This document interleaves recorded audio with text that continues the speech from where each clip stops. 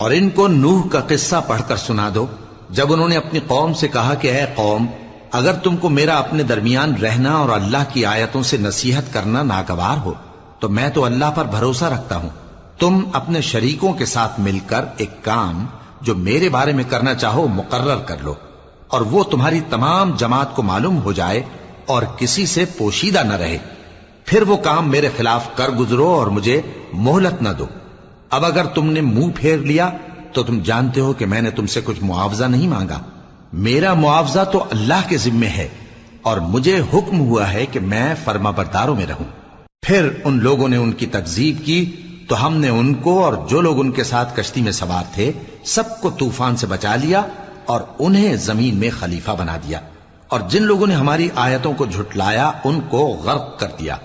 تو دیکھ لو کہ جو لوگ ڈرائے گئے تھے ان کا کیسا انجام ہوا۔ پھر نوح کے بعد ہم نے